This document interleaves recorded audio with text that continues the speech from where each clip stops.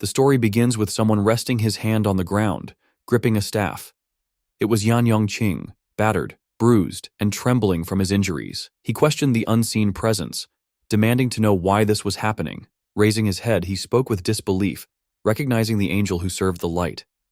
Yan Yongqing asked why the angel had sided with the demon king Tagma. The scene shifted to reveal the demon king lounging on his throne, with the goddess floating beside him, her wings radiating light and a glowing halo above her head. The goddess calmly explained that humans could never win the war, and siding with demons had simply been the wisest choice. Fury ignited in Yan Yongqing's eyes as he pointed at her, accusing her betrayal of causing their defeat. Around him, his lifeless party members lay scattered, their bodies broken. The demon king, utterly indifferent, effortlessly lifted Yan Yongqing into the air with just 2 fingers, sneering as he asked what a lone healer could possibly do. Without touching him, the demon king began crushing Yan Yongqing's body with an unseen force. Blood splattered from the healer's mouth as terror filled his eyes. The demon king clenched his hand, and with that final motion, Yan Yongqing was crushed to death. A black silence fell, but then a system notification appeared. Yan Yongqing's consciousness lingered as he read the words, "You have obtained the Demon Lord system," announcing his transfer to the demon altar. A panel appeared, displaying his stats: HP 47, MP 163, Strength 5, Stamina 5, Agility 5, Intelligence 5. A description explained that mana increased with level and intelligence, and higher-level skills consumed more mana. Yan Yongqing opened his eyes to find himself in an ancient altar, surrounded by 10 ominous coffins. He questioned why they were there, and the system informed him that he had become the new Demon Lord. If he worked hard, he could unlock the legendary demons sleeping in those coffins.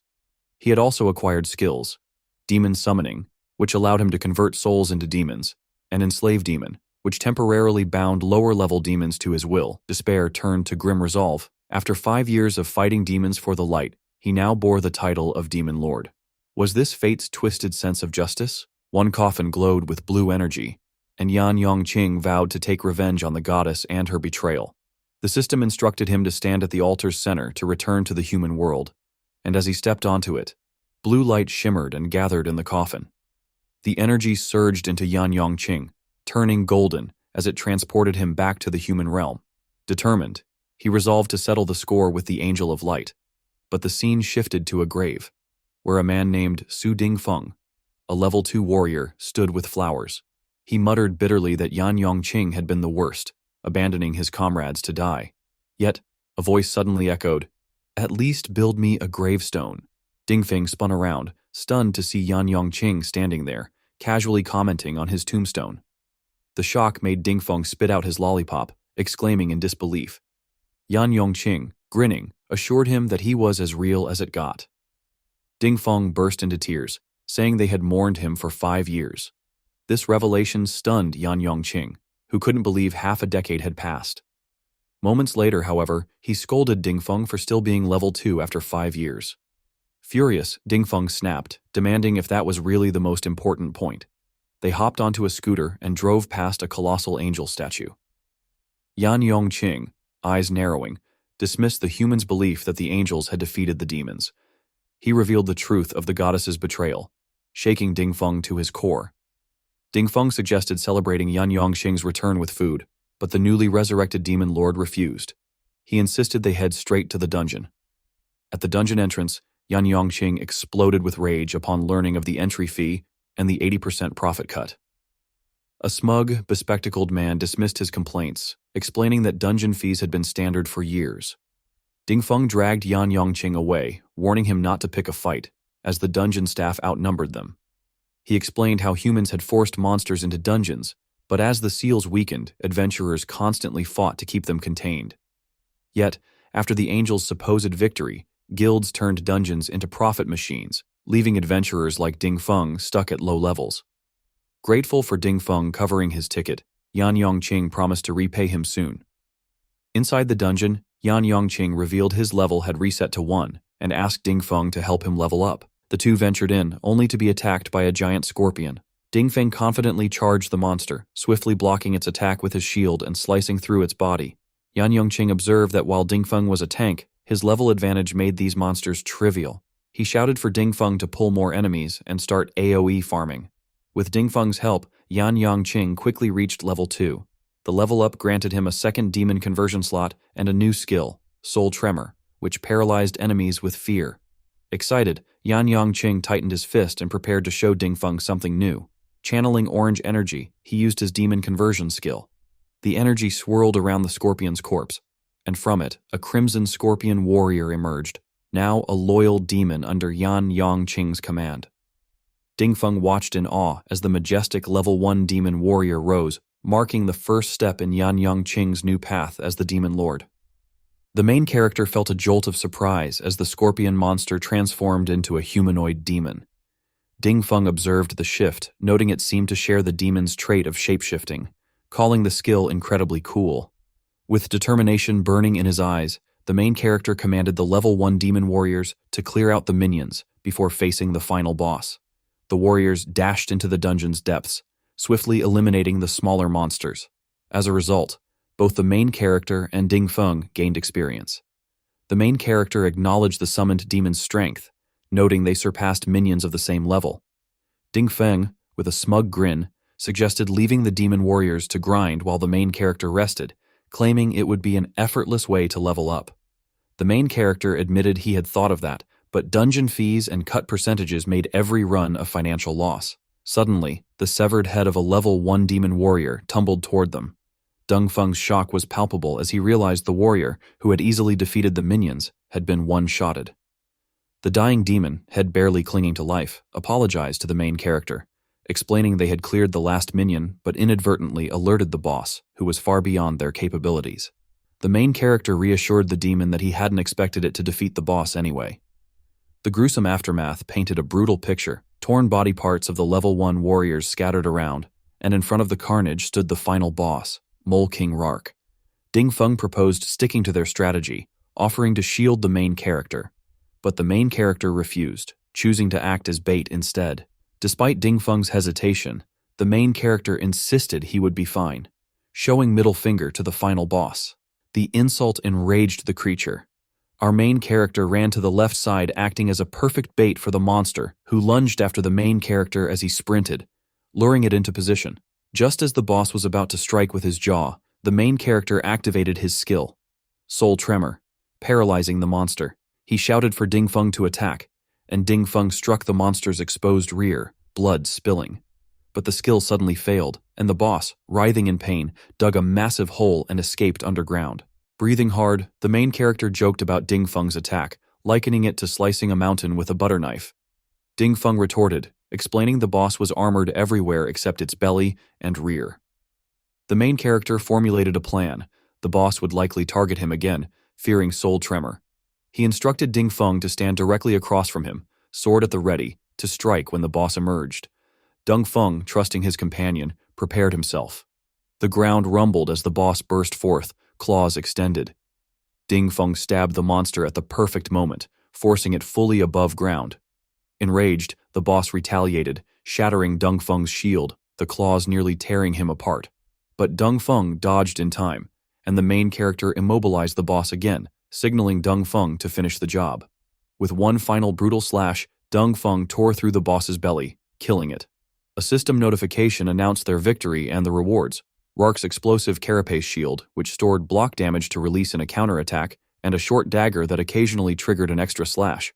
Dingfeng, amazed by the rare drops, questioned whether the main character had chosen this dungeon intentionally. The main character explained that dungeon types shared patterns, and he had suspected a weaker version of a high-level boss might appear. After claiming their loot, the duo exited the dungeon. Dingfeng, curious, reminded the main character that he used to be a priest, questioning if he was comfortable wielding a dagger. The main character admitted he had learned tricks from assassins in his old team and had always wanted to be a melee fighter, but chose healing for the team's sake. He mentioned that selling the dungeon materials might finally allow him to repay Dingfeng. However, Dingfeng started to warn him about recent price manipulations when the scene abruptly shifted. The main character slammed his hand on a desk, furious at the dungeon administrator, Zhu Te. He accused this fatso of monopolizing material prices, forcing adventurers to sell cheap, losing money after fees and cuts. Zhu Te, a rotund figure, mockingly told them to be grateful they weren't simply robbed, even threatening to charge for experience points. The administrator, flipping them off, taunted the pair. Surrounded by black-suited enforcers, Dongfeng urged the main character to back down, warning they couldn't afford to offend the guild. The main character's expression grew serious, fury burning in his eyes as he muttered that the dungeon administrator was a demon. A shadowy silhouette of a demon appeared, visible only to him. The dungeon administrator, unfazed, raised his middle finger and sneered, asking what the main character was staring at. Glancing to the side, the main character noticed the black-suited men glaring at him with death stares. Without another word, he turned to leave and told Dongfeng they should go. One of the suited men scoffed, calling them lowly peasants and telling them to get lost. Just as they were about to exit, the dungeon administrator's voice echoed, mocking them for hurting his feelings with their earlier doubts. He demanded Dongfeng leave his shield as compensation for the so-called emotional damage. Dongfeng protested, saying it was all he had, but the main character, without turning back, told him to hand it over. His menacing gaze lingered as he promised he would take it back soon enough. Night fell, and a dimly lit building stood with cars lined up outside. Inside, the black-suited men lounged around. Some ate, while others rested on sofas. One turned on the TV, where a news report warned of a recent surge in missing adventurers inside the dungeon. Investigations were ongoing, and adventurers were advised to stay cautious. At a dining table, one man questioned why Mr. Zhu, the dungeon administrator, visited the secluded building every week. The boss dismissed the question, telling him to ask Zhu himself. The scene shifted to a door emanating an ominous aura, and behind it, a gruesome sight unfolded.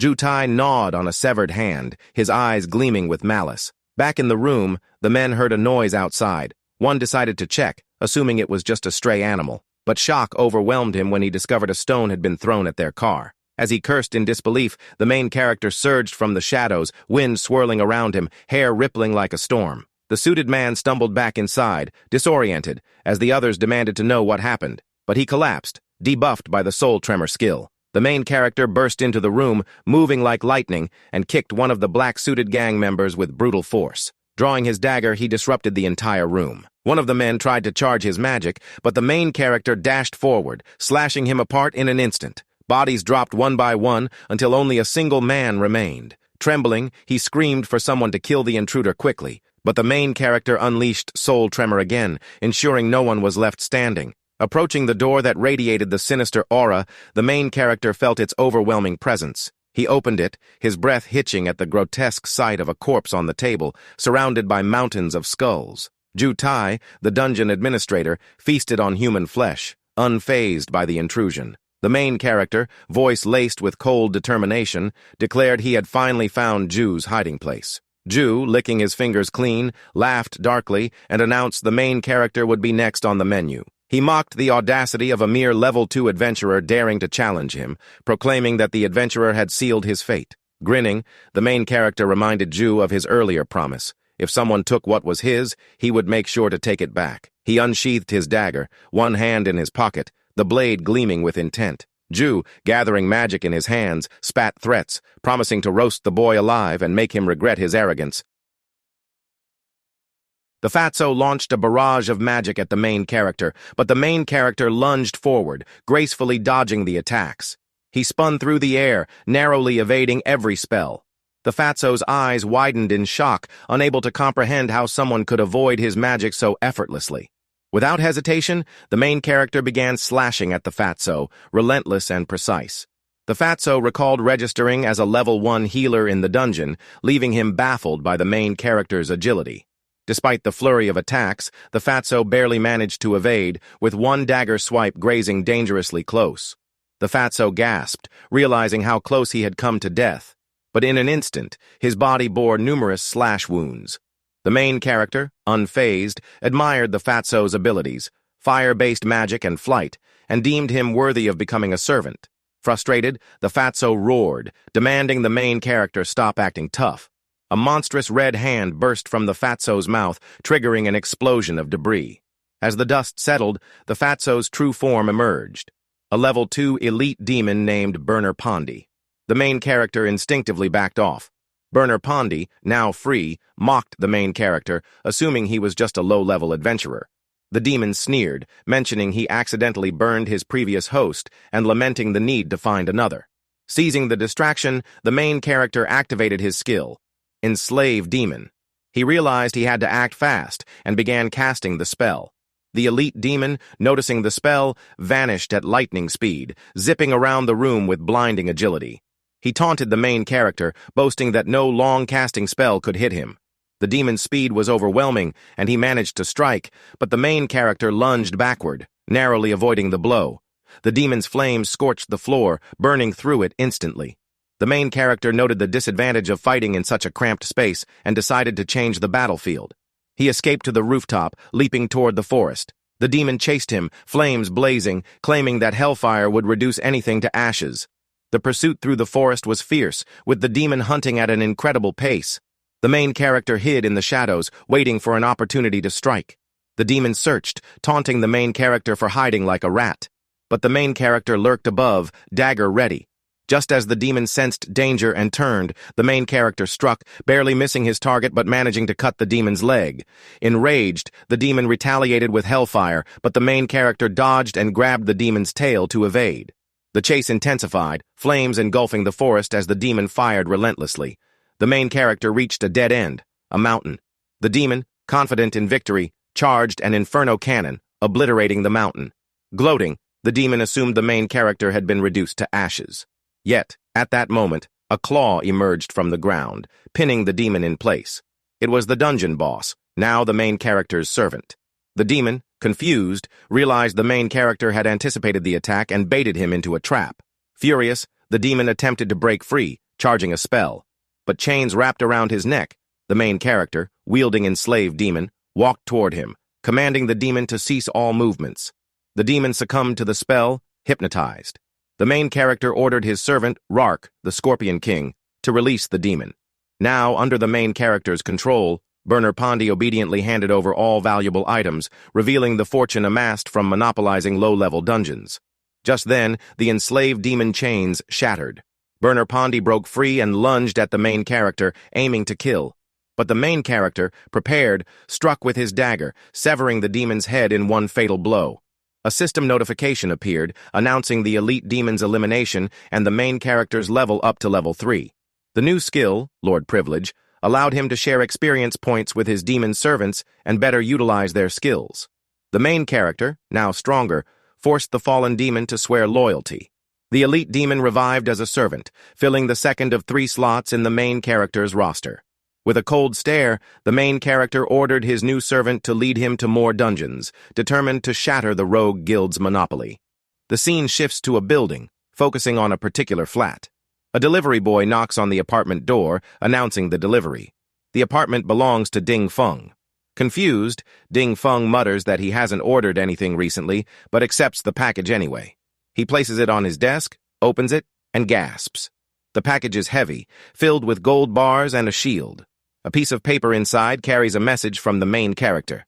The shield has been retrieved for you. Don't use all the gold for charity. Keep some for yourself. If you ever feel like dungeon crawling, call me. Ding Feng's eyes widen in shock and excitement. He clutches the shield, disbelief washing over him. He marvels at the sheer size of the gold bars, his voice echoing through the apartment as he shouts, "Awesome! I am rich." Outside, the delivery boy smirks, a level 3 demon servant of the main character. The demon reports the successful delivery, and the main character, communicating remotely while riding the Scorpion King, Rark, asks if it was the right address.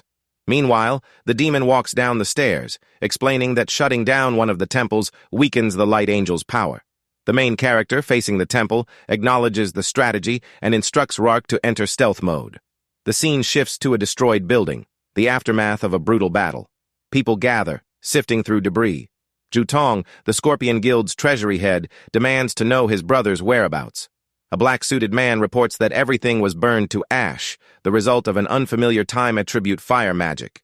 Jutong, seething with rage, orders the interrogation of every adventurer registered that night. His voice hardens as he emphasizes finding the missing 10 million gold, fearing the angel's wrath. Back at the temple, the main character faces a swarm of corrupted knights. He offers them a final chance to surrender, respecting their past allegiance to the Light faction. But when they refuse, he swiftly cuts down the nearest knight. More knights attack, and the main character activates his soul tremor skill, immobilizing and eliminating them with ruthless efficiency. As more knights close in, their shields disrupt his spell.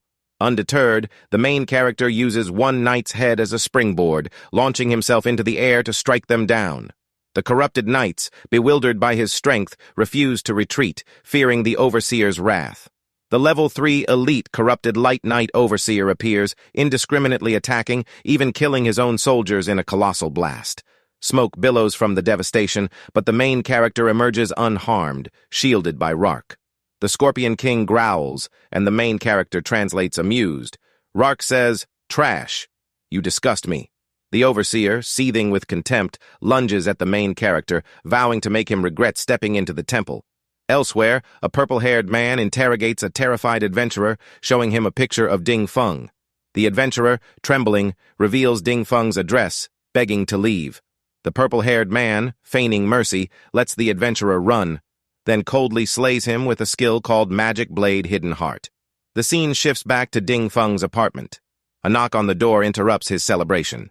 Expecting another delivery, he opens the door, only to find the purple-haired man standing there, his gaze cold and sharp. "Are you Su Ding Feng?" he asks, his voice dripping with menace. The scene shifted to the main character, who spotted a knight sitting on his throne.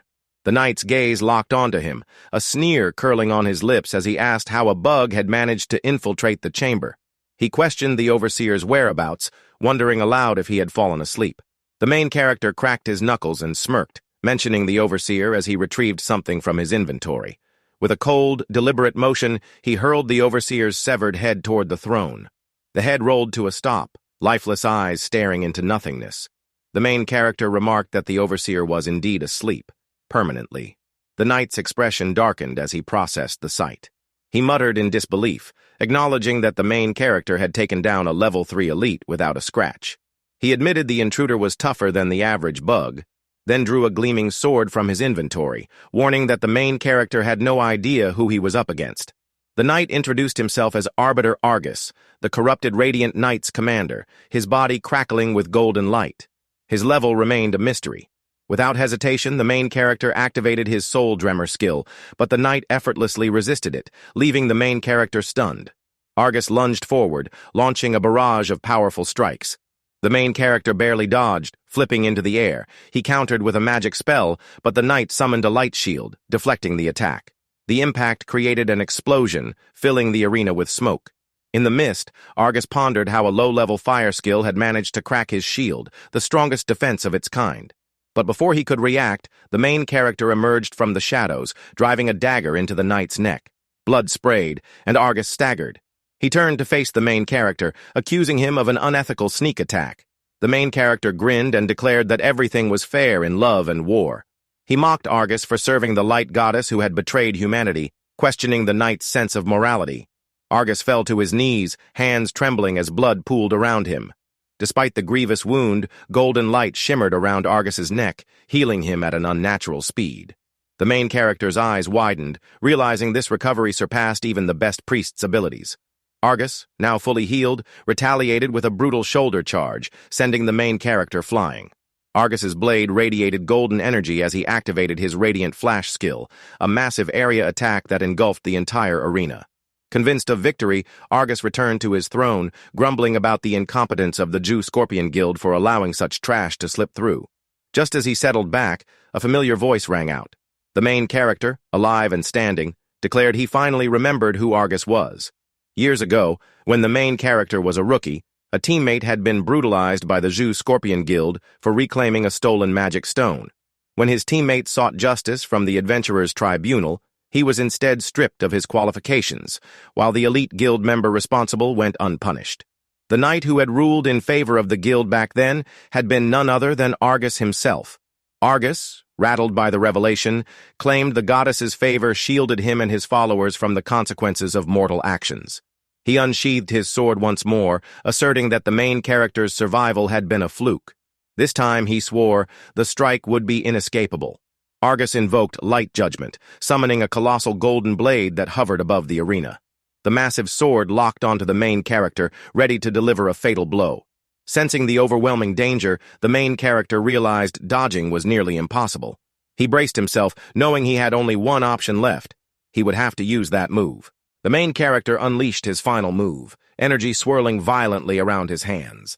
A crimson glow pulsed from his fingertips as he gathered power, the air thick with tension. With a sharp motion, he activated his skill, Burning Timesheet. Instantly, a translucent shield materialized, enveloping him in a protective aura. The corrupted Radiant Knight narrowed his eyes. So, that's how you survived my light flash earlier. But this time, your luck won't hold. With a mighty swing, he hurled his colossal sword toward the main character. The blade met the energy shield with a thunderous impact, the collision sending shockwaves through the battlefield. The shield trembled under the force, cracks spiderwebbing across its surface. The corrupted Radiant Knight sneered. A mere level 3 wielding a shield of this caliber? I'll admit, you're stronger than the average rookie. But against me, you're nothing. The main character gritted his teeth, struggling to maintain his defense. The massive sword pressed forward, piercing through the shield inch by inch. Then, with a sharp crack, the tip of the blade shattered. In an instant, a dome-like explosion erupted, sending debris flying in all directions. The corrupted Radiant Knight recoiled, shielding himself with his arm. "Did I release too much mana?" he muttered. "My power feels stronger than usual today." As the dust settled, the main character emerged, unscathed and unwavering. The corrupted Radiant Knight's expression darkened. He survived again? Impossible. I didn't hold back. The main character studied his own handiwork. Transforming Pondi's Burning Time Flame skill into a shield, it seems to retain its unique effect. As long as my opponent's level doesn't completely suppress mine, the burn time effect applies to their attacks as well. A swirl of black-red energy coiled around his palm. He raised his hand, his voice steady. "Now, it's my turn to strike." Activating Lord's Privilege. Soul-exploding inferno, he gathered an immense surge of power, his aura flickering like an untamed wildfire. With a swift motion, he hurled the attack toward the corrupted Radiant Knight. The knight braced himself, raising his sword to block. The moment their powers collided, an earth-shaking impact sent tremors through the arena. He clenched his jaw. What terrifying strength! I can't hold on much longer. The battlefield lay in ruin, a thick cloud of smoke and debris filling the air. As it cleared, the corrupted Radiant Knight stood, albeit shaken. "Impressive. To think you could fight me to this extent. You're leagues above the adventurers I've crushed before." With a dismissive chuckle, he let go of his sword. "No matter. I can heal in no time." Yet, as golden light shimmered around his severed left hand, his expression shifted to one of horror. Instead of healing, the same black-red energy that the main character wielded engulfed his wound. "What? Is this?" he gasped. "Does your attack have some kind of special effect?" The energy spread rapidly, consuming him from within. His legs buckled and he fell to one knee. The main character stepped forward, cold determination in his gaze. "That's the second time you've knelt before me. Tell me, isn't it unbecoming of a so-called Radiant Knight to have such soft knees?" The knight trembled. "Spare me! I'll do anything you ask." The main character's expression remained impassive. "Oh? Did I forget to finish my story?" The corrupted Radiant Knight hesitated. "What? Story? My teammate, the one who lost his adventurer qualification, struggled to find work. The Jew family's influence made it impossible for him to survive. People mocked him, whispered behind his back. They called him a fool for going against them. And when we finally reached him, we were too late. He had taken his own life." Silence stretched between them, the weight of the words pressing down like an unrelenting force. The main character tightened his grip on the fallen knight's sword. "So, tell me, do you really think I would let you off?" The corrupted Radiant Knight, still trembling, pleaded. "I'll follow you. I'll tell you everything I know." The main character's gaze darkened. "All right." For a fleeting moment, hope flashed in the knight's eyes. Internally, he plotted. "Good. He's let his guard down. I still have some mana left. Now's my chance." His thoughts were cut short. A single swift stroke. A flash of steel. His head flew through the air. The main character exhaled slowly. "If you want to follow me, you'll have to do it after you're dead." A system notification flickered before him. New skills acquired. Twin summon. Instantly summon a servant to your side or reverse summon yourself to their location. 25 mana. Demon form. Temporarily enhances attack, defense, and speed while increasing resistance to fear and weak control effects. 100 mana plus 5 mana per second. He clicked on the notification, a thought crossing his mind. Speaking of my servant, wasn't Pondi grinding for experience in another dungeon? Why didn't I receive any extra XP? I should have reached level 5 before facing the boss. That fight would have been much easier. His voice carried through the void. "Pondi, are you slacking off? Where's the XP I assigned you to grind? The response came almost immediately. Ah, my liege, there's been a slight complication. The scene shifted. Ding Feng, battered and bleeding, lay against a shattered wall. Before him stood a purple-haired man, Neta Hu. His presence radiated menace. His eyes locked onto the level 3 demon Pondi. Who the hell are you? Neta Hu sneered. Why are you interfering? Pondi says, while a red energy gathering around his hand. I don't care if you slaughtered everyone in this city, but the man behind me, Ding Feng, belongs to my liege, and you are not allowed to touch him. Ding Feng, struggling to stay conscious, stared at Pondi in disbelief. Did he just say, liege? Did our main character send him? Looks like he's gained another lackey. With a cough, he warned, Hey, watch out! This guy is strong. The scene shifted again. 1 hour earlier. Ding Feng had barely stepped out of his apartment when a hand shot toward his face, sending him flying. He crashed through his own window, spiraling toward the streets below. Ding Feng was hurled out of his apartment window by the purple-haired man. As he crashed onto the ground, blood trickled from his mouth. One strike. Just one. And a tank adventurer like him had lost consciousness. When he came to, he found himself in an abandoned suburban parking lot. Before he could fully process his surroundings, a battle had already begun. Demon Pondi stood against the purple-haired man. In an instant, the purple-haired man disappeared from his spot and reappeared right next to him, delivering a devastating blow. As Pondi reeled from the impact, he couldn't help but compare his opponent's speed, even faster than his liege. With another brutal strike, the purple-haired man sent Pondi crashing into the wall. At that precise moment, he activated his skill, Wind Magic, Tower Game. A sharp white energy blade materialized at the impact point, waiting to impale its target. Mid-air, Pondi sensed the lethal energy forming on the wall. With swift reflexes, he halted himself just inches away from it, narrowly avoiding impalement. The purple-haired man, watching intently, realized what had happened. He dodged it? Could he actually see my invisible blade? He thought. Pondi couldn't see the blade, but he could feel the faint magical fluctuation. Judging by the sudden spell cast in that direction, he knew it wasn't meaningless. Staying cautious was key. He had been tricked before in one of his liege's battles. Before he could react further, the purple-haired man's fist was inches from his face. That was just a feint, he declared, but at the last second, Pondi evaded. The punch smashed through the wall, leaving a gaping hole. But the purple-haired man wasn't done. He followed up with a powerful kick, sending Pondi tumbling across the parking lot. Pondi barely had time to think. The enemy was attacking too fast. There was no time to cast a counterspell. His liege had instructed him not to use his demon form outside dungeons, but the situation was dire. The purple-haired man struck again, this time with his invisible blade. The cut was deep. Pondi collapsed into a pool of his own blood. Coughing, he thought. Damn it! I risked my life, but I couldn't even protect the liege's friend. The purple-haired man loomed over him. I don't know how you dodged my move, but my invisible blade isn't just stationary, you know. Just then, a system notification appeared before Pondi. Your liege has shared a skill with you, Twin Summon. Use it now to reverse summon the liege. The purple-haired man sneered, Die now! But before the fatal strike could land, Pondi activated Reverse Summon, Demon Lord. Black-red energy enveloped his body as he thought, Liege, I'm sorry for failing your expectations. In an instant, he vanished. The purple-haired man's eyes widened. Where did he go? His confusion deepened when he turned and saw the main character, carrying the wounded Pondi in his arms. A bead of sweat rolled down his face. You must be joking. Even my eyes, trained for speed, couldn't keep up. The main character glanced at Ding Feng. Geez, you're a tank. How'd you let yourself get beaten this badly? Ding Feng coughed. At least I'm alive, thanks to your subordinate. From the back, the purple-haired man recognized him. He's the guy. Isn't he the second target? His eyes narrowed. You actually came here on your own? That's like walking into your own grave. Before he could continue, the main character raised a finger. It's not your turn to talk yet. The purple-haired man clenched his teeth. You bastard! Ignoring him, the main character turned to Pondi. Take Ding Feng away. I'll heal you both later. Understanding the command, Pondi bowed his head. Understood, my liege. With that, he and Ding Feng vanished from the battlefield. The purple-haired man immediately sprang forward, lunging at the main character. Such arrogance! Without moving much, the main character calmly raised his right hand. Didn't I already say so?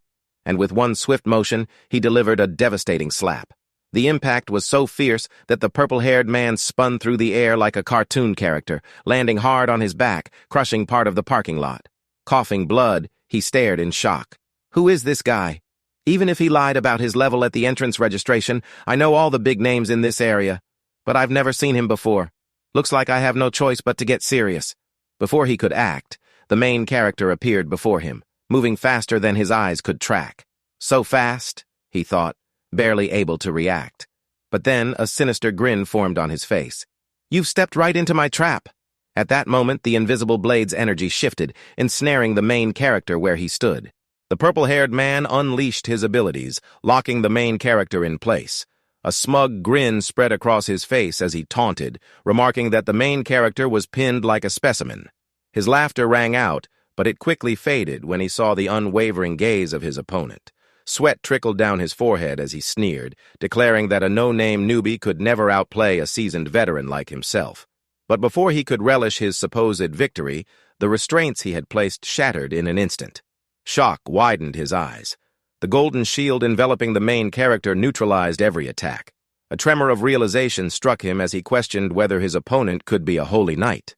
The main character met his gaze with a cold stare, expressing disappointment. He doubted whether this was the true strength of a level A assassin and remarked that even his grandmother could put up a better fight.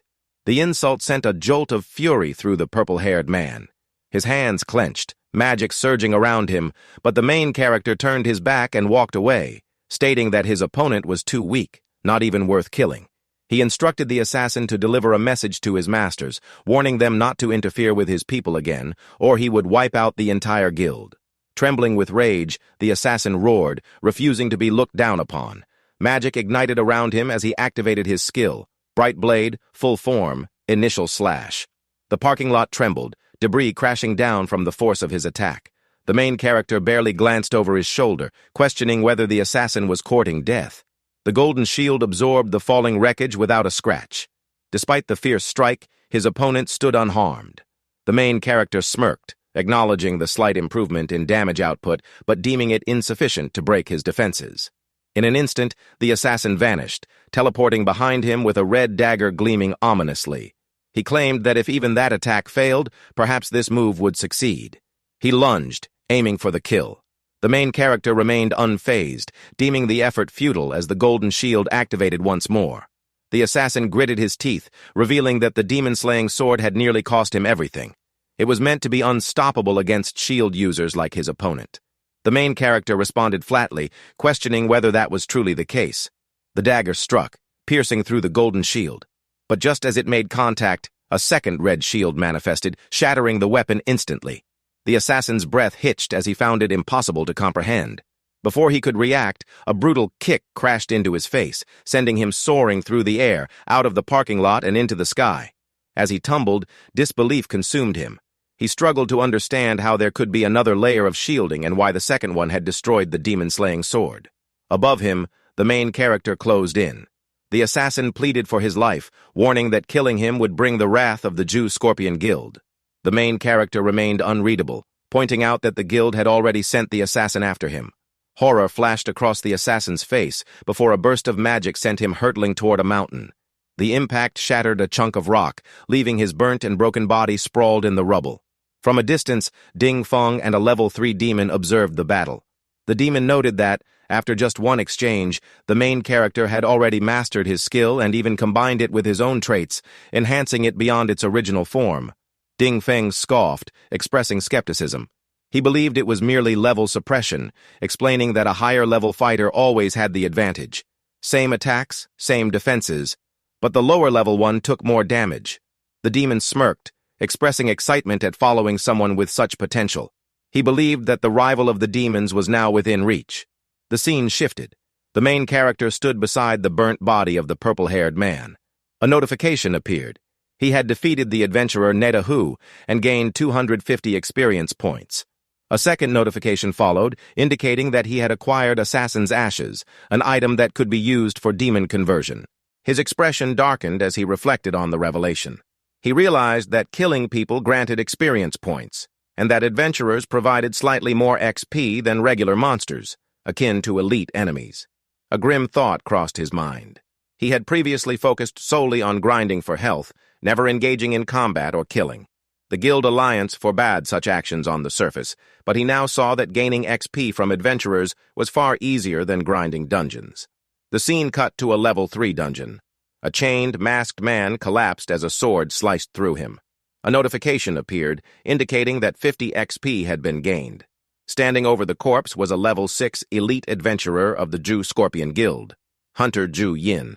He clicked his tongue, remarking that he had accidentally sliced his opponent in half. The fight had ended too quickly, making it no fun. A voice interrupted him, commenting that he seemed to be working hard to level up. Ju Yin turned to see his brother, Ju Tong. He greeted him casually, questioning what had brought him to the dungeon, as he was not known for being interested in leveling up. Ju Tong smirked, clarifying that he was not interested in leveling up, but was merely curious. He questioned why Ju Yin always covered their faces after killing them, pointing out the lifeless, chained bodies littering the dungeon. He speculated whether Ju Yin feared nightmares and seeing their faces in his dreams. Ju Yin scoffed, dismissing the idea of nightmares. He explained that he covered their faces so he could focus entirely on their eyes. His expression twisted into something grotesque as he admitted that he enjoyed watching the light fade from them bit by bit, calling it the ultimate thrill. Growing bored, he shifted the conversation, questioning what Ju Tong wanted, assuming he was not there to offer a brotherly warning. Ju Tong chuckled, insisting that he was simply bringing some XP. Ju Yin's interest piqued.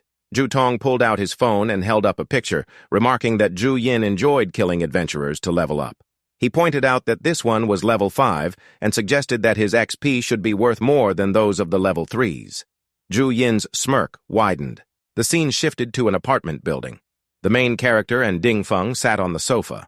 Ding Feng, positioned on a sofa chair, lifted a 50-kilogram weight, focusing on his exercise. The main character observed him and remarked that he had just finished healing Ding Feng's injuries.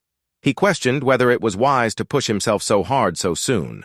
Ling Feng, unfazed, responded that this actually helped his recovery, allowing him to regain strength more effectively. He then inquired why the main character hadn't rushed to the dungeons to level up as he usually did.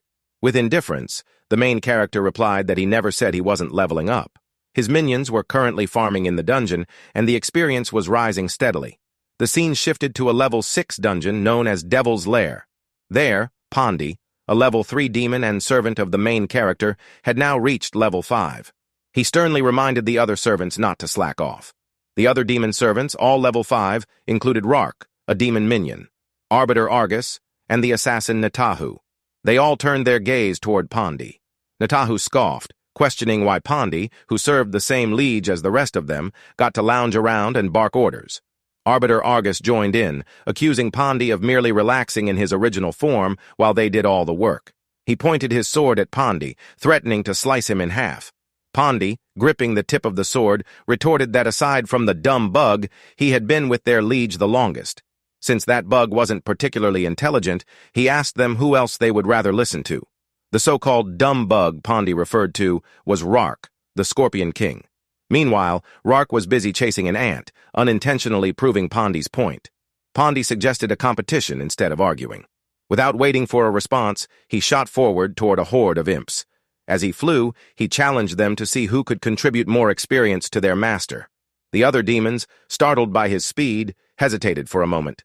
Pondi reached the imp horde and unleashed his fire magic. The flames were so powerful they swept through the entire horde in an instant, earning him a massive amount of experience points. The aftermath of his attack left nothing but scorched skeletons, their remains slowly withering away. Just then, an imp lunged at him from behind. However, Pondi, marveling at the power granted by their liege, didn't notice immediately. The level 5 imp raised its weapon, poised to strike, but before it could land a blow, it was swiftly cut into pieces. The attacker was none other than Netahu, who sneered at Pondi, accusing him of being too distracted by stealing kills to watch his own back. As Netahu spoke, another imp lunged at him, but he was still busy chiding Pondi. He remarked that Pondi's mana-draining AoE attacks left little for the rest of them. Before the imp could strike, Netahu activated his skill, slicing his attacker in half. He smirked, stating that Pondi wasn't the only one with AoE skills. Before they could react, another horde of imps charged toward them. Netahu activated his skill, Invisible Blade, Grounded Slash, cutting down the entire group in one swift motion. He turned to Pondi, smugly claiming that his AoE attack was just as effective. Just then, a shadow loomed over them. Arbiter Argus landed with a heavy thud and thanked them for grouping up the enemies for him. Natahu, irritated, snapped that this wasn't how one stole kills. Meanwhile, Pondi cackled evilly in the background. Arbiter Argus's sword shone with a golden light as he unleashed Holy Slash, decimating a massive area in mere seconds. The scene shifted to the main character, who was strolling near a forest. Without lifting a finger, he was gaining experience points as his minions continued their battle in the dungeon. He noted how his experience was skyrocketing and deduced that his minions must be getting competitive. Just then, someone called out to him from afar. Alerted, he turned to see a level 5 dwarf warrior. The main character leaned toward Dingfeng and whispered, questioning why a dwarf was there. He noted that dwarves were notoriously greedy, willing to risk an entire party for a mere pebble-sized piece of ore. The dwarf, having overheard, slammed his hammer to the ground in protest. He insisted that people misunderstood dwarves. While greed was indeed one of their strengths, so was loyalty. He declared that a dwarf would never betray his teammates for riches and gave them a confident thumbs up. Dingfeng reassured the main character, explaining that the dwarves were old acquaintances from the guild and were trustworthy. The main character relented, but pointed out that they were still short on party members. A 5-person dungeon wouldn't let them in without a full team. Dingfeng chuckled and gestured for him to look up. Behind a massive rock stood a towering figure, a level 5 giant archer named Eileen. She hesitantly stepped out, revealing her immense size.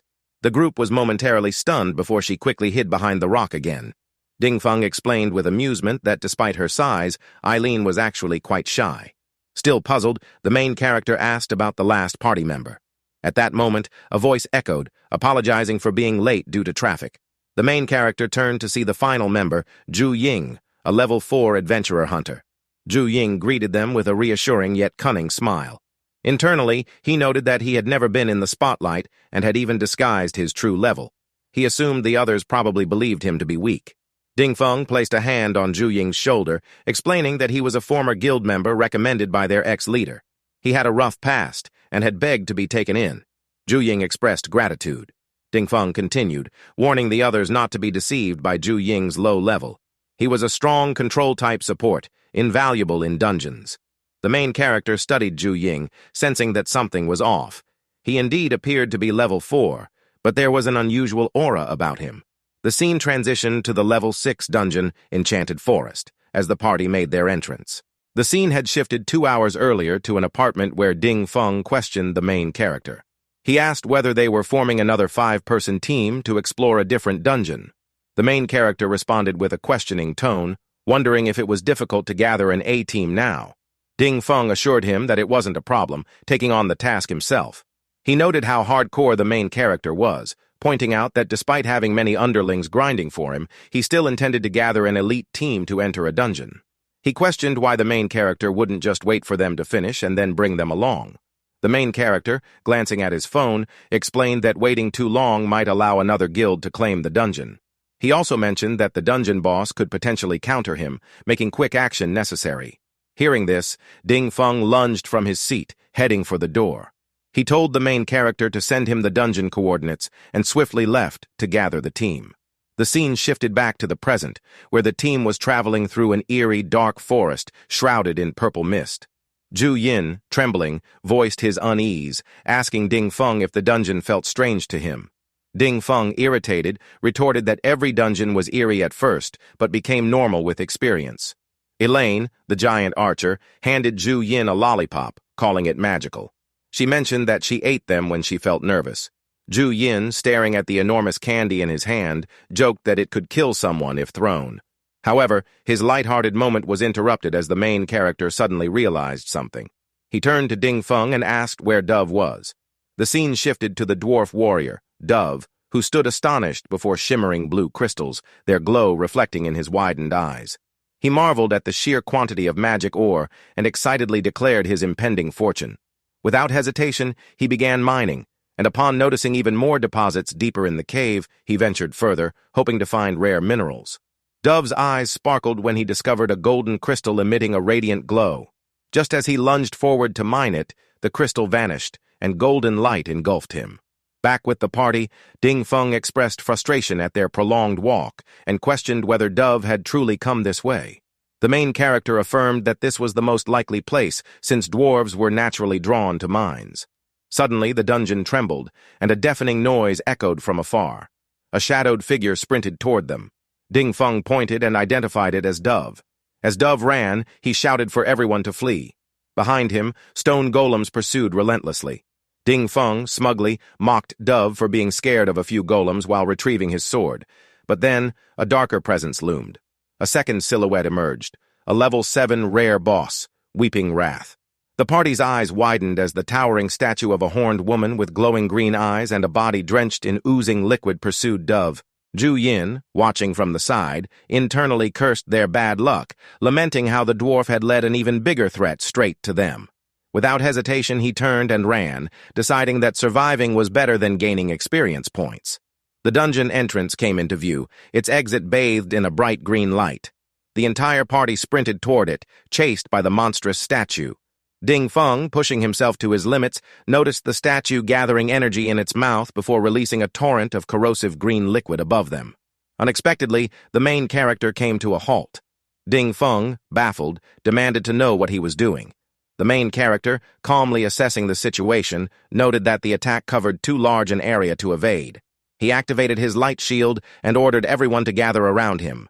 A protective barrier formed just as the acidic liquid collided with it. The shield held, though the ground outside it melted instantly. However, the shield began to waver. The main character realized that his 5th-level light shield couldn't fully block a level 7 boss's corrosive skill. His flame shield wouldn't work for the entire party either. If they remained, they would all be doomed. Gathering red-black energy in his palm, he activated a skill, Twin Summon Swift Summon. The eerie energy condensed before them, stunning everyone as it materialized into a level 5 demon, Rark. Dove, in utter disbelief, questioned how an adventurer could summon a demon, something even top-level fighters struggled to achieve. But there was no time for shock.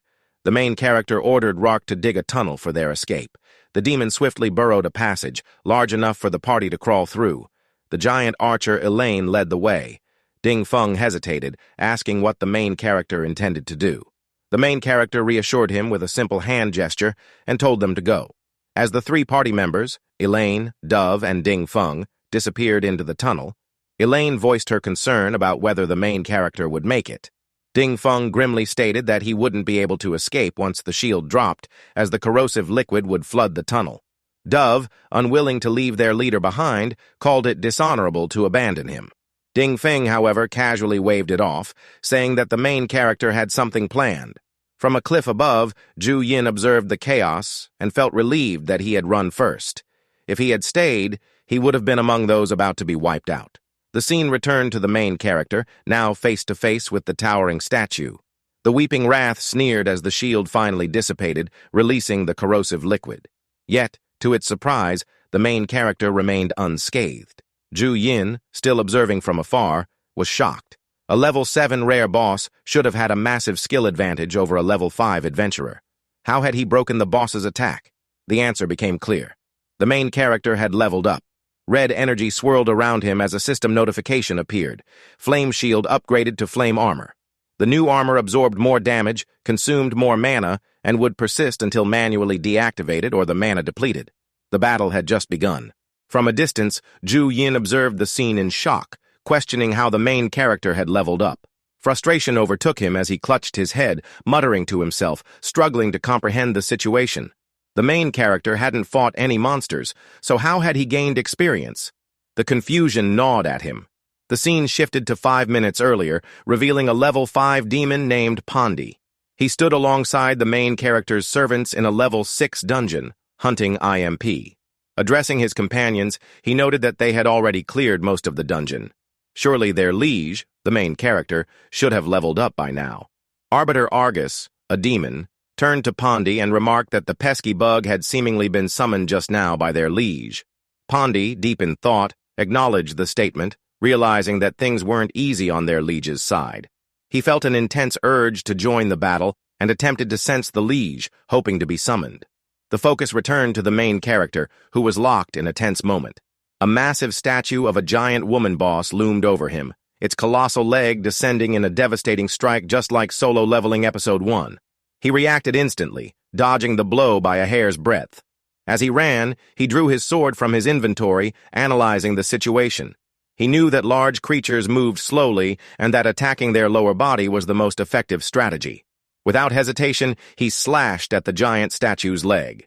The impact destabilized the massive entity, causing it to crash to the ground. Seizing the moment, the main character twirled his sword, golden light illuminating the blade. With a decisive leap, he aimed to deliver a finishing strike. However, before he could land his attack, the statue's massive hand grabbed him mid-air, squeezing tightly. The giant woman's statue examined her closed fist, but within moments, a radiant golden light erupted from within. Her stone fingers crumbled into debris as the main character emerged, unharmed. With precision, he landed on the statue's forehead and activated his skill, Holy Light Slash. The devastating attack pierced straight through, unleashing a shockwave that obliterated the surrounding area. Debris scattered as the party members looked on in awe. A dwarf warrior, dumbfounded, voiced his disbelief that a level 6 adventurer had just soloed a level 7 rare boss. Behind him, Ding Feng, unimpressed, dismissed the reaction, calling it basic gameplay for their main character. But the battle wasn't over.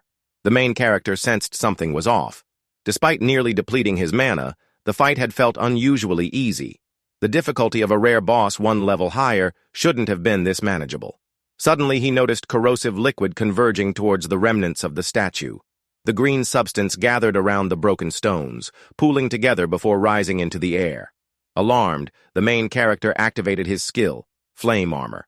As the flames enveloped him, a system warning flashed before his eyes. Low mana. Before he could react further, the corrosive green liquid erupted, sending a violent shockwave across the battlefield. Forced to retreat, he gritted his teeth, realizing that his dwindling mana would only allow flame armor to hold for a short time. Silence fell. A thick green fog spread across the battlefield. Elsewhere, the dwarf warrior questioned why the poisonous mist was so dense. Ding Feng speculated that the toxic liquid had evaporated upon contact with the flames. Sweat trickled down his face as he voiced his concern. This boss had a second phase. The combat environment had become even more treacherous.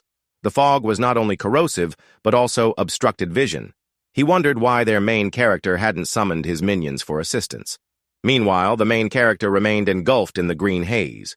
He reasoned that his minions were rapidly grinding experience and would soon reach level 7. He just had to hold out a little longer. Scanning his surroundings, he tensed, trying to locate his unseen enemy. Sensing a disturbance, he slashed his sword, releasing a fireball into the mist. The explosion sent debris flying. But just as he prepared to follow up, a hand emerged from behind him. He barely had time to react. Realization struck. Was it a diversion? Before he could process, the monstrous woman, now in her second phase, lunged. However, his flame armor shielded him from the impact. Observing her attack pattern, he concluded that the boss had figured out his armor's mechanics. She was forcing close combat to drain his defenses faster. But she had made one critical mistake, underestimating him. From the ground, massive claws emerged, belonging to the Scorpion King, Rark. The beast clamped onto the boss's feet, restraining her. In the brief moment of distraction, the main character struck. With a swift, calculated swing, he beheaded the monstrous woman. As the thick fog began to dissipate, the dwarf warrior confirmed that the battlefield was clearing. Ding Feng rushed toward their leader, calling out to him. The main character, still catching his breath, asked about the others. Why was Ding Feng alone? Where were the rest of the party members? Ding Feng explained that the money-hungry dwarf had insisted on going back to collect magic ore fragments they had missed earlier. Not trusting him, Eileen had gone along to keep watch. The scene transitioned to deep within the dungeon, where the dwarf warrior, Dov, greedily scooped up crystal magic ore into his storage bag. He vowed that not a single magic ore would escape his grasp. Just as he reached for another, a boot landed atop it. Looking up, he found Eileen glaring at him. Furious, Eileen demanded to know what exactly he was picking up. Dov twitched nervously, but his expression quickly shifted. His eyes widened in alarm as he turned toward the shadows. There, a silhouette of a black woman loomed, exuding a sinister aura. Around her, skeletal corpses littered the ground. Dov, the dwarf warrior, muttered to himself, questioning what he had been picking up all this time. Flipping his bag over, skeletal remains tumbled out, and realization struck him like a hammer blow. Defeated, he knelt on the ground, murmuring that he must have fallen under a charm spell the moment he had stepped into the dungeon. He turned to Elaine, his voice sharp with confusion. "But why didn't you fall for it?" Elaine, the towering giant, hesitated before responding. "I'm not sure either." Dov considered the possibility. "Could it be because the poisonous gas settles in the lower layers? Since you're a giant, you avoided the worst of it, but as the shortest, I got the most poisoned." The scene shifted. Ding Feng was speaking with the main character, deciding to call the others to leave the dungeon. But something felt wrong. His calls went unanswered. As he reached out to place a hand on the main character's shoulder, a sharp gleam sliced through the air. In an instant, Ding Feng's hand was severed, his palm sent flying. Blood spurted from the wound as pain twisted his expression. Shock paralyzed him. His gaze darted around, struggling to process what had just happened. The main character lay unconscious, far from where he had just stood. Bewilderment turned to dread. "What is going on here?" he thought. "He was just in front of me. Who cut my arm?" But there was no time for answers. A flash of steel, and Ding Feng's throat was slashed. He collapsed, lifeless. The dungeon boss loomed over the fallen main character, eyes glinting with intrigue. "Unusual," she murmured. "He's carrying a demonic aura. I must study his body and uncover the secrets hidden within." She lunged, aiming to strike, but a hammer whirled through the air toward her. Sensing the attack, she raised a hand and caught it effortlessly, her expression unreadable. Taking a step back, she studied the weapon as it returned to its owner, Dov, the dwarf warrior. His gaze swept over the battlefield. Ding Feng lay motionless, the main character, unconscious. His fists clenched tightly around his hammer. They must have been poisoned, fighting illusionary enemies until their bodies gave out, he thought. Regret burned within him. He had arrived too late. The dungeon boss narrowed her eyes. "Why is this dwarf here? Shouldn't he still be hallucinating and gathering magic ores? And where's the tall female giant?" Her thoughts were interrupted by an arrow slicing through the air. She barely dodged, the projectile embedding into the wall behind her, shattering stone on impact. That must be the female giant hunter, she realized. Big, but knows how to hide. Before she could react further, Dov charged from behind, hammer raised. She turned just in time, catching the weapon with her bare hand. "2 levels below me," she sneered. "Did you really think such an attack could harm me?" A smirk played on her lips. "Since you've come so close, I'll make things easier." A blast of energy erupted from her palm, sending Dov hurtling backward. But another arrow came soaring toward her. She scoffed. "Trying to ambush me? Do you think I can't dodge again?" Yet, as she prepared to evade, a crushing grip clamped onto her leg. Dove, bruised but unyielding, held fast. A flicker of disbelief crossed her face. "Why is this dwarf still alive? Did I not deal enough damage?" Through gritted teeth, Dov rasped, "Don't even think about escaping." The arrow was inches from her head. She realized this time she couldn't dodge. The projectile struck, smoke billowing from the impact. Damn, her Gaiat is big. But as the haze cleared, the boss remained standing, unscathed. In her grip was the arrow, its tip melted. She had used her skill, rapid corrosion, instantly dissolving the deadly point before it could reach her. Hidden in the bushes, Elaine watched, disbelief washing over her. "No way! No damage at all!" Dove, still gripping the boss's leg, shouted in frustration. His voice trembled with astonishment. The boss gazed down at him, smirking. "Did you really think 2 low-level adventurers could harm me?" she taunted. With a flick of her wrist, she activated another corrosive skill, aiming directly at Dov. But before the attack could land, Elaine's voice rang out from the bushes, shouting Dov's name. The boss's ears perked. She smirked. She had found the giant archer's position. A poisonous beam shot forth, striking Elaine head-on and sending her crashing backward. The boss turned back toward the main character. Finally, she could examine the mystery behind his demonic aura. Then, shock. The bodies of Ding Feng and the main character were gone. Her gaze snapped to the ground, where a trail of blood led into the distant forest. The scene shifted again. Ding Feng, despite his grievous wounds, carried the unconscious main character, his breaths ragged. "You have to hold on," he murmured. "You can't die here." The mommy statue muttered to herself, warning against any thoughts of escape, before launching a poison beam toward Ding Feng. As the attack neared, mere inches away, it blasted toward Ding Feng while he carried the main character. The scene shifted to the mommy statue monster, who admitted to herself that she had not controlled her output properly in that attack. She speculated that she might have even killed the special adventurer, referring to the main character, and lamented the waste. However, as she observed, the main character's hands suddenly emerged. He remarked that he was beginning to understand how her skill worked. It became apparent that the main character had leveled up, now standing as a level 7 adventurer. The mommy statue, shocked, questioned how he had leveled up again and where he was getting his experience. Meanwhile, the source of his experience was revealed. The main character's demon servant had defeated the dungeon boss. Demon Pondi, having cleared the dungeon, acknowledged that the main character would now be at level 7. The scene shifted back to the main character, who confronted the mommy statue, stating that there had never been any resentment from the very beginning. As he walked toward her, he explained that from the moment they entered the dungeon, they had been gradually hallucinating due to the effects of faint poison gas. Gathering flames in his hand, the main character reasoned that the poison gas, when encountering his flames, could now ignite. Previously, ignition had been impossible due to his skill level being too low and the flammable attribute being suppressed. At that moment, the mommy statue launched an attack. A green blast erupted as she fired multiple poison liquid bullets, commanding him to die. However, the main character dodged every single bullet effortlessly. Closing the distance between them, the main character slashed her waist with his sword, cutting through it. Yet, as he observed, the wound began healing. He noted that she was using self-healing magic. The mommy statue, seemingly indifferent, remarked that the wound would leave a scar and complained that she wouldn't be able to wear bikinis anymore. Enraged, the main character charged magic into his hand and attacked her. The mommy statue, unfazed, pointed out that whenever her poison liquid met his flames, it evaporated into poisonous gas. Once it corroded his shield again, he would be poisoned. In response, the main character, giving her a serious look, questioned if that was truly the case. At that moment, he activated his skill, Ignition of Time Flame, summoning fire into his hands. The sight terrified the mommy statue, and a massive explosion engulfed her. As the smoke cleared, the main character gained 400 experience points, but quickly noticed that the mommy statue was still alive. However, she was no longer a mommy. Her hair was gone.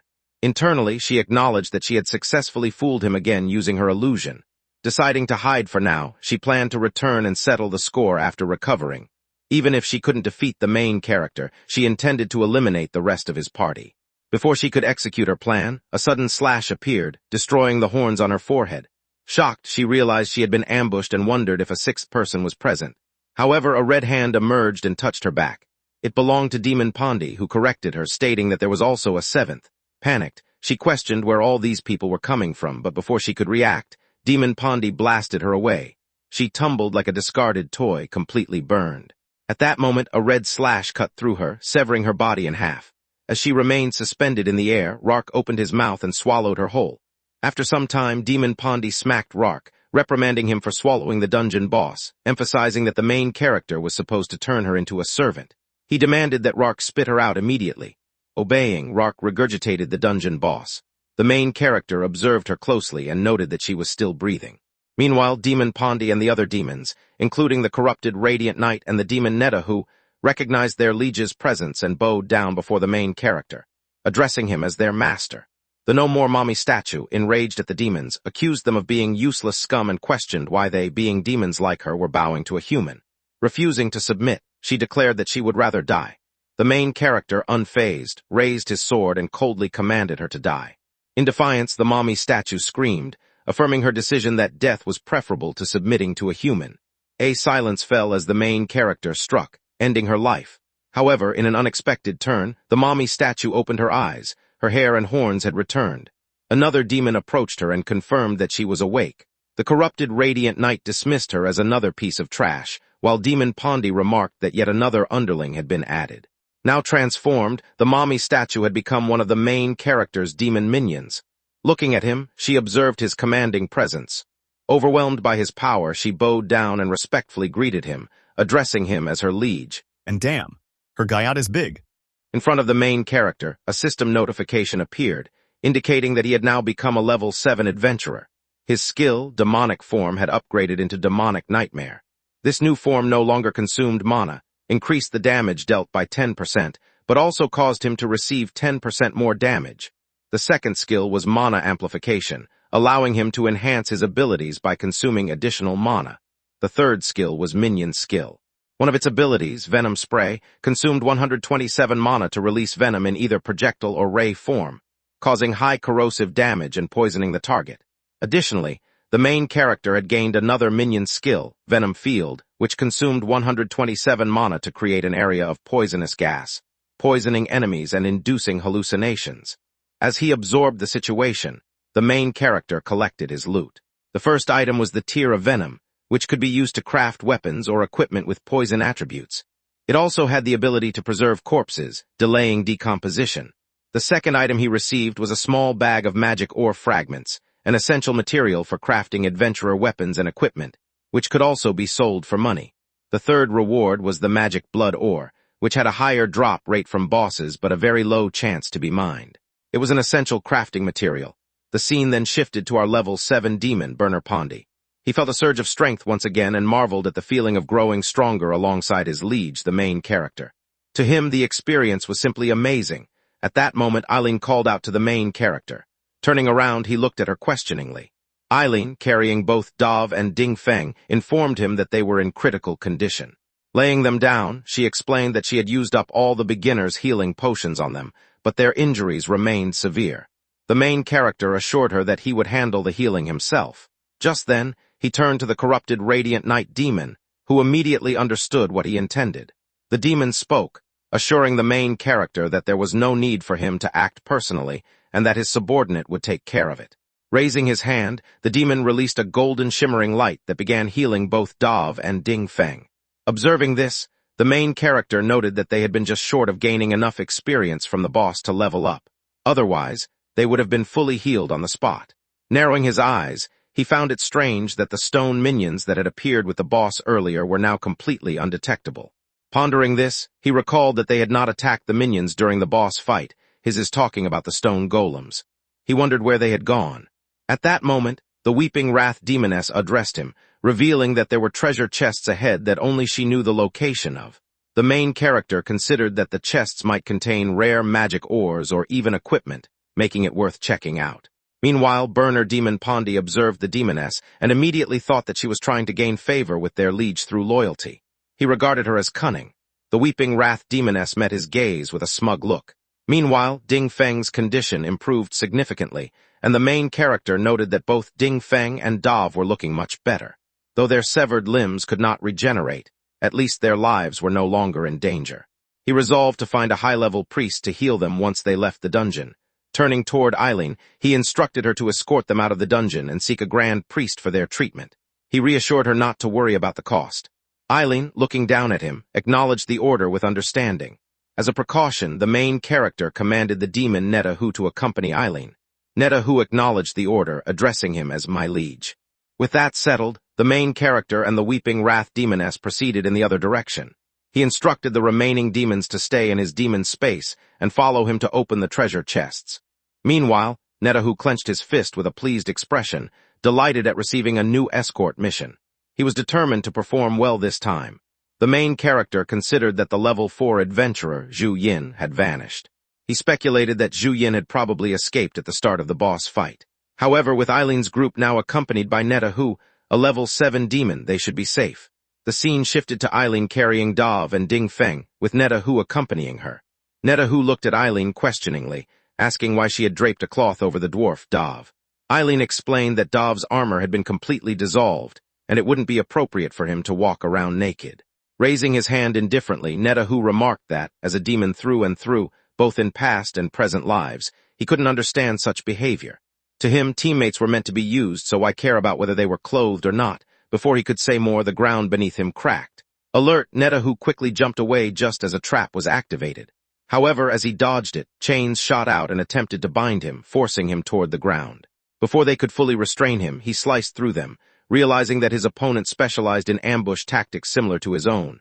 More chains appeared from both sides, binding his hands and legs. Eileen, worried, called out to him, offering to cut the chains. However, Netahu shouted at her, asserting that demons did not need her concern and warning her to watch her back instead. At that moment, a menacing silhouette appeared behind Eileen, its red eyes glowing ominously. Sweat formed on Eileen's face as she realized the threat. The figure was none other than Zhu Yin, who smirked evilly while preparing to use an unknown ability. Before he could act, Netahu swiftly broke free from his restraints, landing beside Eileen as fast as he could. Zhu Yin, raising both hands, prepared to unleash some sort of skill. Smirking menacingly, he expressed that he had been hoping for this confrontation. Meanwhile, the scene shifted to a treasure chest being opened, revealing numerous crystals. The main character looked at the contents, remarking that he had obtained rare magic ore. The weeping wrath demoness marveled at his incredible luck. However, the main character suddenly tensed and looked aside. Concerned, the weeping wrath demoness asked if he was unhappy with the loot, suggesting that more chests lay ahead with even better treasures. The main character, instead, pointed and declared that Netahu and the others were under attack. He assigned the remaining chests to the weeping wrath demoness and instructed her to meet him at the dungeon entrance once she was done. She acknowledged the order, and at that moment the main character vanished, leaving her clothes billowing in the wake of his departure. The scene shifted again, showing blood splattered everywhere. Eileen lay lifeless, covered in blood. Zhu Yin approached Netahu, who was now surrounded by an ominous black liquid. Netahu demanded to know if Zhu Yin had planned to ambush them from the only exit all along, and questioned what the black substance was. Zhu Yin, advancing toward him, revealed that it was his unique skill, black tar trap, reinforced with magic, making escape impossible. Raising his sword, Zhu Yin explained that after finishing off Netahu, he would lie in wait to ambush his master, the main character. With an evil grin, he wondered if the main character would count as one share of experience, or if the others would contribute as well. Enraged, Netahu denounced Zhu Yin's audacity to even consider targeting the liege. He doubted that Zhu Yin's level 7 rank was real. However, Zhu Yin smugly refuted this claim, explaining that while one could suppress their level, faking a higher level was nearly impossible.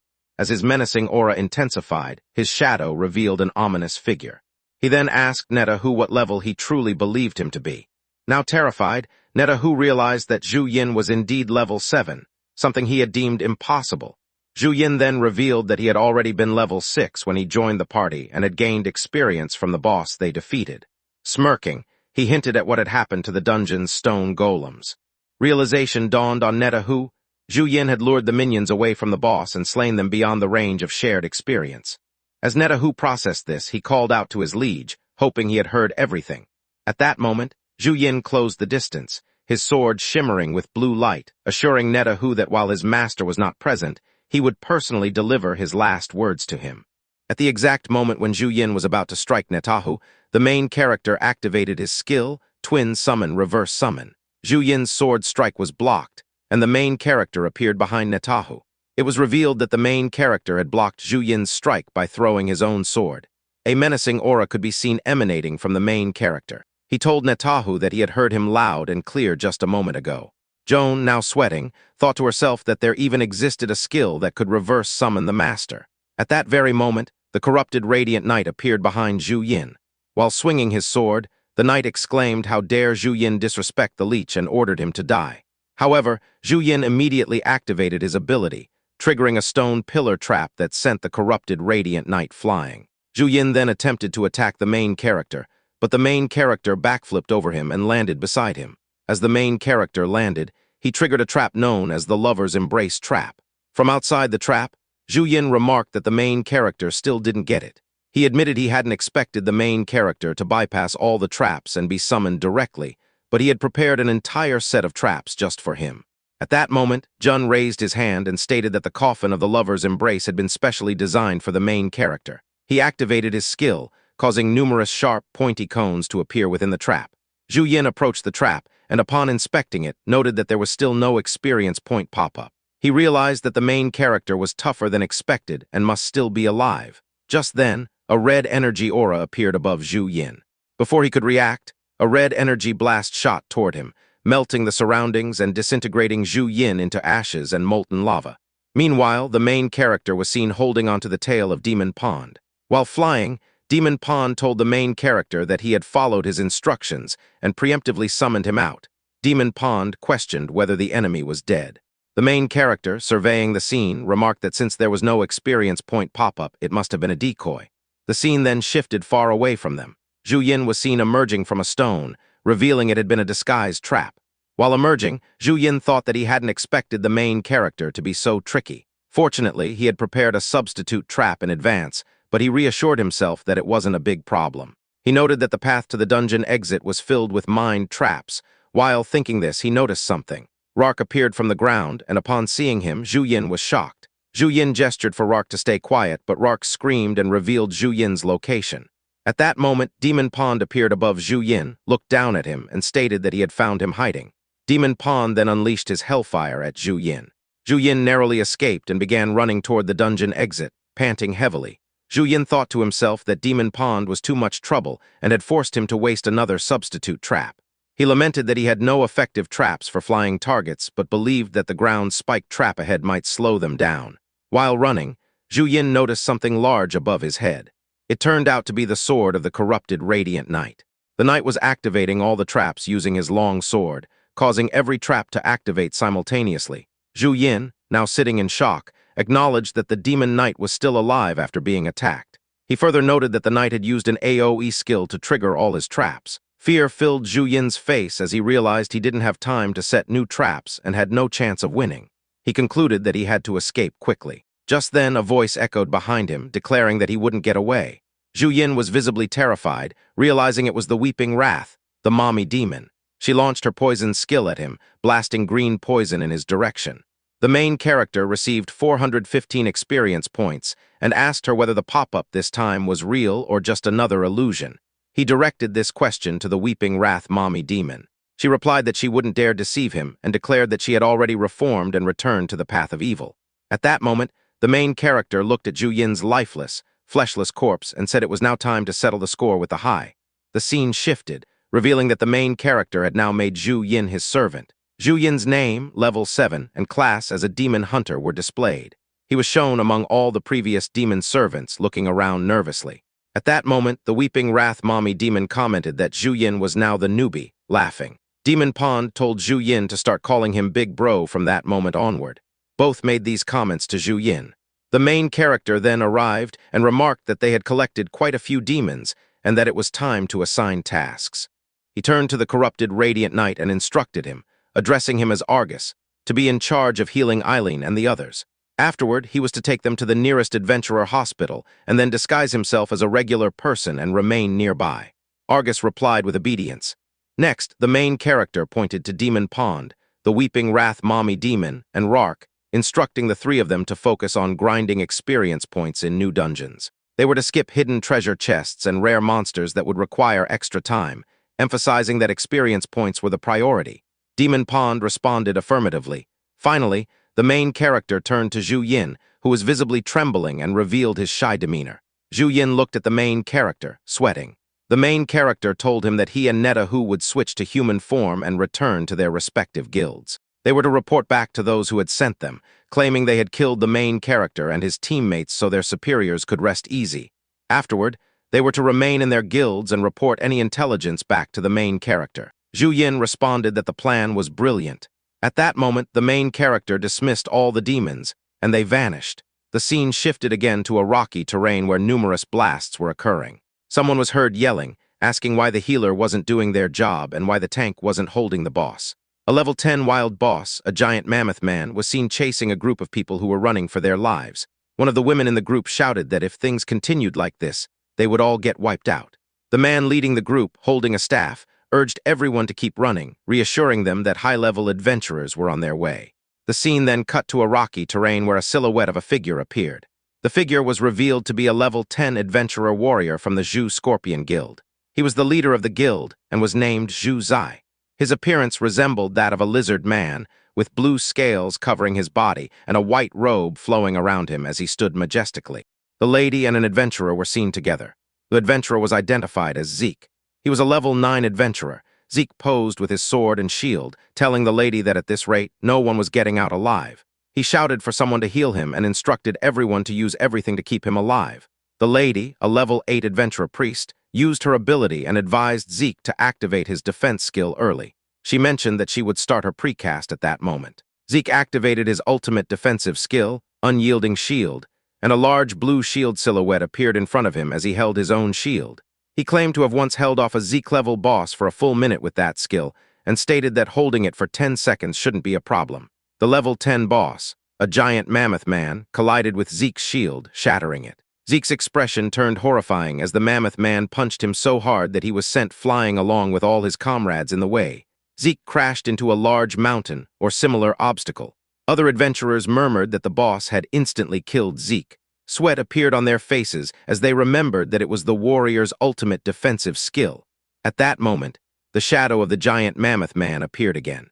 One of the adventurers lamented their doom as they trembled, but then the giant mammoth man noticed something. An adventurer shouted that the guild leader of the Zhu Scorpion Guild had arrived. Zhu Zai, the guild leader, was seen standing on a cliff, gazing menacingly at the boss. The adventurers shouted in relief that they were saved. Zhu Zai jumped from the cliff at extraordinary speed, approaching the ground rapidly. The giant mammoth man charged his fist to punch Zhu Zai, but Zhu Zai used his skill, super gravity fist, and prepared to deliver a powerful blow. The two punches collided, creating a massive shockwave across the terrain. Zhu Zai's punch was so strong that it destroyed the mammoth man's hand and sent a shockwave through his entire body. The supergravity fist's force was so intense that it seemed gravity itself was crushing the giant mammoth man. The shockwave's power destroyed the surrounding ground and sent debris flying. The giant mammoth man was completely suppressed by the supergravity fist and the shockwave. Adventurers cheered from a distance, praising the power of the punch. The priest turned to a bald man and asked if they would be caught in the crossfire. The bald man reassured her that they were standing far enough away. However, as he said this, the shockwave reached them, and he tried to say they wouldn't die. His head was suddenly crushed by the shockwave. The priest watched in horror as the bald man's body was destroyed, blood splattering everywhere. Terrified, the priest and others began running from the shockwave. But the shockwave was too fast and caught up to them, crushing them as well. The priest screamed for help, declaring she didn't want to die, but she too was crushed. In the aftermath of the attack, Zhu Zai stood in the center. The ground was destroyed, with spirals of debris surrounding him due to the super-gravity fist. A small stone rolled among the debris, and someone stepped onto it. It was none other than Zhu Yin. Zhu Yin observed that the guild leader was as ruthless as ever, even more than himself.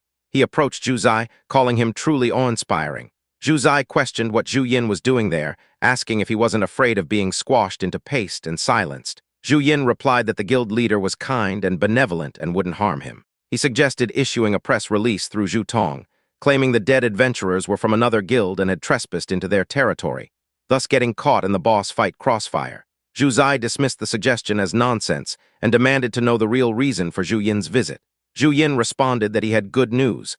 The culprit behind the Zhu Tai case and his accomplice had been killed by him.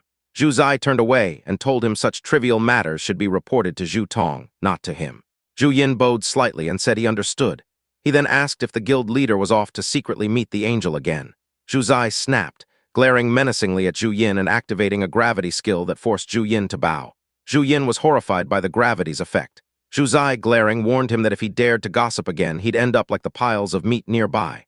Zhu Yin, still kneeling, acknowledged him respectfully. Zhu Zai disappeared from the area immediately afterward. Zhu Yin, left kneeling, muttered that even at level 7, he was still being crushed by that scaly lizard and expressed frustration. He hoped the leech would level up soon and surpass Zhu Zai, and if there was no work left, he'd go grind for experience.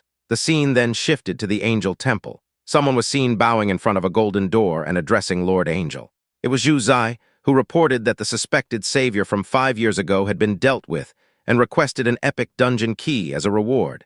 A voice from behind the golden door mocked him, asking why he wanted a reward for such a trivial task. The voice reminded him that he had already been assigned an entire region of wild bosses. It questioned if he still didn't have enough experience points. Zhu Zai, still bowing, explained that once adventurers reached level 10, they couldn't gain experience from lower-level enemies. He added that experience from same-level enemies was limited and wild bosses were scarce. He pleaded with the angel to be generous, citing the many dirty tasks he had done for them. A guard standing in front of the golden door scolded Zhu Zai for disrespecting the angel. Suddenly, a soldier appeared and raised his sword to strike down Zhu Zai. As he was about to attack, a voice from behind the door commanded him to stop. The soldier halted, but some of Zhu Zai's scales had already shattered from the attempt. The voice reminded Zhu Zai that without being chosen in the dungeon, his entire lizard clan would have been wiped out. It asked if being a small guild leader wasn't enough. Zhu Zai stood up and respectfully agreed with the angel. The soldier stepped back, and Zhu Zai noticed the aftermath of the failed strike behind him. The attack had carved a deep path stretching to the mountains, showing its immense power. Zhu Zai thought that any one of the guards could kill him instantly. He realized the angel's true power was unknown and resisting would be suicide. He resolved to obtain a key from the market instead. The scene shifted again, this time to a tunnel where a man stood before a black portal. It was the protagonist, standing in front of a black portal. A masked man emerged from the portal and asked if he had come to buy a key too. The protagonist confirmed and asked, "What does it mean by you too?" The masked man dismissed the question and told him to come in. The protagonist entered the black portal. If you enjoyed this video, don't forget to hit the like button, share it with your friends, and subscribe for more awesome content. Please support this new content creator and please leave comments that will motivate me to do more.